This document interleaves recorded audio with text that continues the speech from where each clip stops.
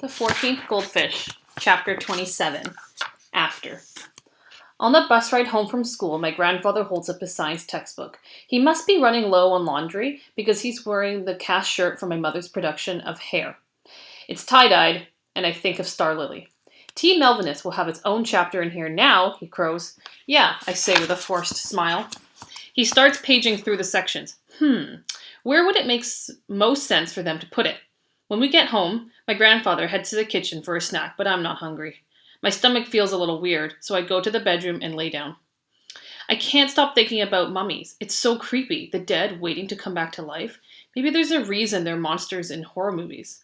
I look around my room with new eyes, and what I observe makes me question everything. The handprints on the wall. As people grow older, will hands get smaller instead of bigger because of T. Melvinus?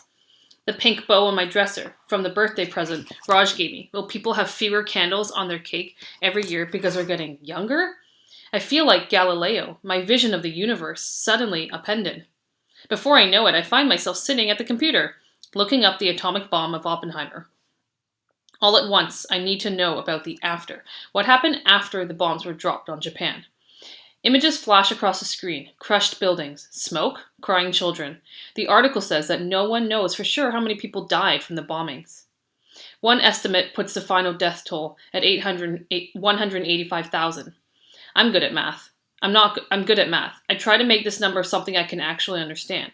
There are 900 kids at our middle school, so it would be 200 middle schools worth of dead kids. Of kids like Raj and Momo and Brianna. And that's not even counting everyone else, like the school secretary and the janitor and all the teachers.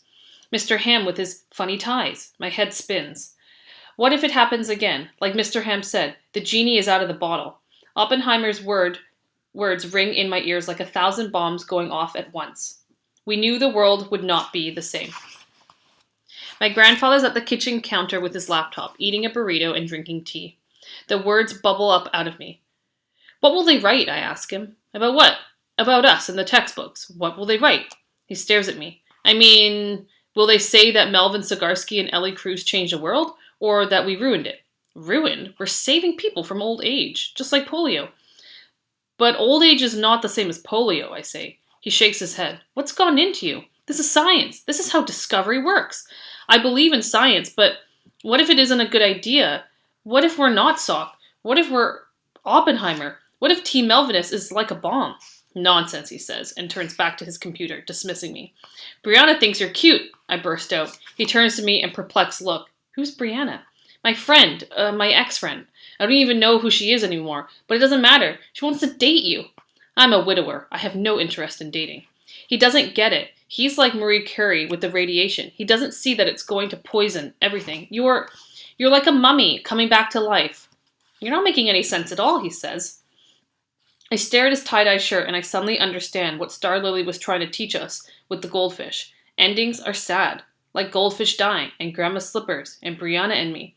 But beginnings are exciting, like discovering something I might be good at and making new friends like Raj. It's the cycle of life, I say, remembering Star Lily's words. Things need to move forward, not backwards. Who wants to move forward? Not me. My mind is racing now and I think of things that move forward, like my mom. She's scared of making a mistake again, even though anyone can see that Ben's the perfect missing piece for her puzzle. What about the whole law of motion thing? You're supposed to keep moving or you get stuck, like Mom with Ben. She can do better than him, my grandfather says, ignoring what I'm actually saying.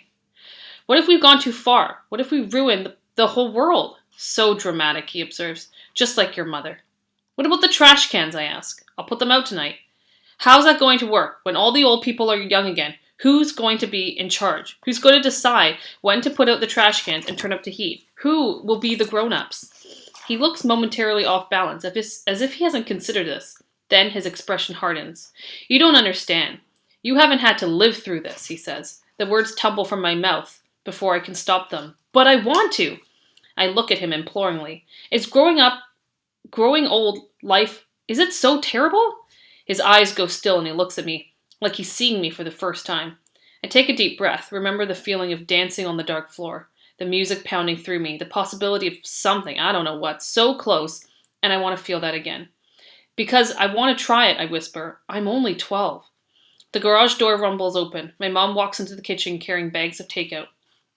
I picked up Chinese, she says with a smile. And yes, Dad, I got you moo goo gai pan and extra soy sauce. He stares at the bags and then at me. I'm not hungry, he says, and walks out. My mom turns to me. Guess there's a first for everything.